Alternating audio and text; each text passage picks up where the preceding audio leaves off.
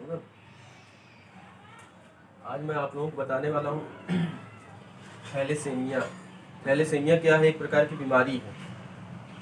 यह आपके कोर्स में नया आया है, यह आपके लिए बहुत इम्पॉर्टेंट है। थैलेसीमिया, थैलेसीमिया क्या है? एक आनुवांशिक बीमारी है। क्या है? एक आनुवांशिक बीमारी है।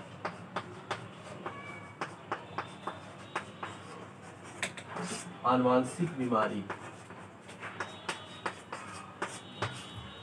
यानी इस बीमारी के जो जीन्स होते हैं वह माता पिता से उनके संतानों में जाते हैं। यानी यह क्या है? एक आनुवांशिक बीमारी है और यह ब्लड से संबंधित है। यह बीमारी किससे संबंधित है? यह बीमारी ब्लड से संबंधित है। यानी एक आनुवांशिक बीमारी है और यह किससे संबंधित है? ब्लड से संबंधित है। इस बीमारी में क्या होता है? हीमोग्लोबिन की संरचना में गड़बड़ी आ जाती है। जो हीमोग्लोबिन होता है,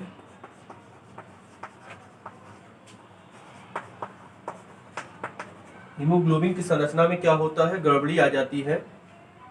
हीमोग्लोबिन की संरचना में जो ग्लोबिन पार्ट होता है उसमें क्या होते हैं? अल्फा और बीटा चेन होता है। क्या होता है? अल्फा और बीटा चेन होता है। इसमें क्या होता है? गड़बड़ी आ जाती है, जिससे क्या होता है? हीमोग्लोबिन की संख्या कम हो जाती है और हमारे शरीर में क्या होता है? आरबीसी कम हो जाता है। आरबीसी कम हो जाता है, उससे क्या होता है? ब्लड की कमी हो जाती है। जब ब्लड की कमी हो जाती है तो इसमें क्या होता है? एनीमिया के लक्षण आने लगते हैं। जब एनीमिया के लक्षण आ जाते हैं तो इसमें क्या होता है? इसमें बार बार ब्लड चढ़ाने की ज़रूरत होती है। बिना ब्लड चढ़ाए क्या होता है? इसमें आराम नहीं मिलता है और इसका कोई इलाज नहीं है। यानी यह क्या है? एक आनुवांशिक बीमारी है और यह बीमारी ब्लड से संबंधित है। इसमें क्या होता है? हीमोग्लोबिन की संरचना में गड़बड़ी आ जाती है, जिससे क्या होता है? हीमोग्लोबिन कम होने लगता है। आरबीसी कम हो जाता है, यानी आरबीसी कम हो जाता है यानी ब्लड कम हो जाता है, जिससे क्या होता है कि बार बार ब्लड चढ़ाने की ज़रूरत होती है। हीमोग्लोबिन में क्या होता है? अल्फा चेन होता है, बीटा चेन होता है। इसकी चेन में गड़बड़ी हो जाती है, जिससे क्या होता है? हीमोग्लोबिन की संरचना में गड़बड़ी आ जाती है और इस बीमारी के बारे में 3 से 4 महीने बाद ही पता चलता है। इसमें क्या होता है? 3 से 4 महीने बाद ही इसके बारे में पता चलता है और इसका यही इलाज है। बार बार ब्लड चढ़ाने की ज़रूरत होती है और इसमें क्या होता है? एनीमिया के लक्षण आ जाते हैं। इसमें देखिए होता क्या है? यह 2 प्रकार का होता है। यह 2 प्रकार का होता है। पहला होता है मेजर थैलेसीमिया।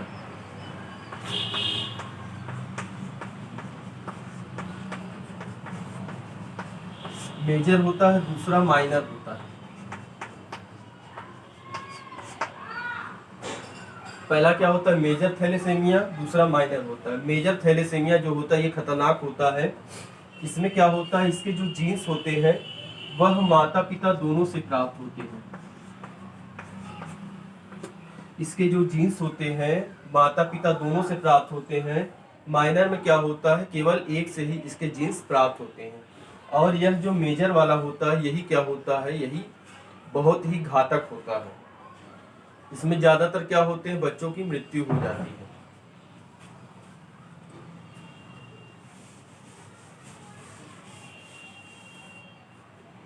देखिए मेजर थैलेसीमिया में क्या होता है और देखिए इसमें इसके लक्षण क्या होते हैं? वही एनीमिया के लक्षण होते हैं। जो एनीमिया के लक्षण होते हैं वही इसके लक्षण होते हैं। इसका इलाज कुछ नहीं है। ब्लड की कमी होने पर क्या होता है? बार बार ब्लड चढ़ाने की ज़रूरत इसमें होती है। उसको काटो। अब मैं आपको बताने वाला हूँ क्रोमोसोमल थियरी ऑफ इनहेरिटेंस, यानी वंशागति का गुणसूत्री सिद्धांत। क्रोमोसोमल थियरी ऑफ इनहेरिटेंस, वंशागति का गुणसूत्री सिद्धांत, यह भी क्या है? बहुत इंपॉर्टेंट है। अब देखिए क्रोमोसोमल थियरी ऑफ इनहेरिटेंस किसने दिया था? एक वैज्ञानिक है जिनका नाम है सटन नामक वैज्ञानिक ने यह सिद्धांत दिया था।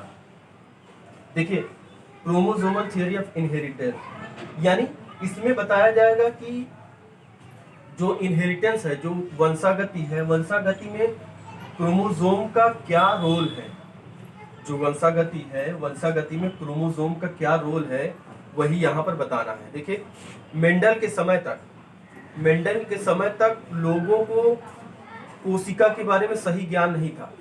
यानी कोशिका के अंदर केंद्रक होता है, केंद्रक के अंदर गुणसूत्र होता है, लोगों को इसके बारे में जानकारी नहीं था। एक वैज्ञानिक है जिसका नाम नाइगेली। नाइगेली ने कोशिका के अंदर कुछ सूत्र देखा और वाल्डेन ने उसे क्या नाम दिया? गुणसूत्र नाम दिया। नाइगेली ने कोशिका के अंदर कुछ सूत्र देखा, वाल्डेन ने उसे क्या नाम दिया? गुणसूत्र नाम दिया। अब देखिए, बाद में पता चला कि जो गुणसूत्र होता है वह अलग अलग व्यक्तियों में अलग अलग प्रकार का होता है, लेकिन एक ही जीव जाति में जो गुणसूत्र होते हैं वह क्या होते हैं? सेम होते हैं, जिसे कहा जाता है कैरियोटाइप कहा जाता है।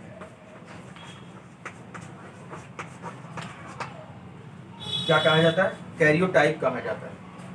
और देखिए, मनुष्य में कितने गुणसूत्र होते हैं? 46 गुणसूत्र, यानी 23 जोड़ी, 23 पेयर।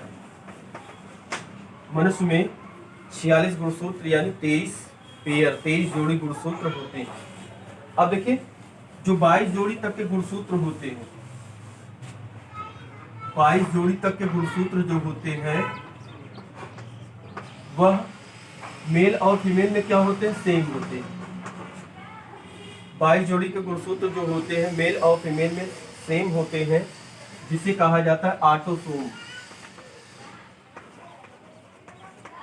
क्या कहा जाता है? ऑटोसोम कहा जाता है। लेकिन जो 23वां जोड़ी होता है, 23वां जोड़ी, वो क्या होता है? मेल और फीमेल में अलग होता है।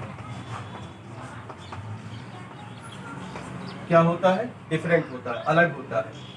और देखिए, मेल में क्या होता है? XY होता है, और फीमेल में XX होता है। इसी को कहा जाता है हेट्रोसोम या सेक्स क्रोमोसोम। इसे क्या कहा जाता है? हेट्रोसोम या सेक्स क्रोमोसोम कहा जाता है। इसी से क्या होता है? लिंग का निर्धारण होता है। अब देखिए, इसी के आधार पे जो सटन है, सटन ने क्या दिया? क्रोमोसोमल थियरी ऑफ इनहेरिटेंस दिया। इन्होंने बताया कि जो गैमीट होता है, गैमीट के निर्माण की जो प्रक्रिया होती है, गैमीट के निर्माण की प्रक्रिया को क्या कहा जाता है? गैमीटोजेनेसिस।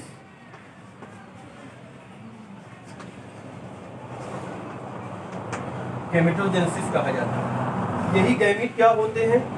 पहले अलग अलग हो जाते हैं, फिर उसके बाद में क्या होता है? इनका संयुग्मन होता है, फिर क्या होते हैं? ये जोड़ों में हो जाते हैं।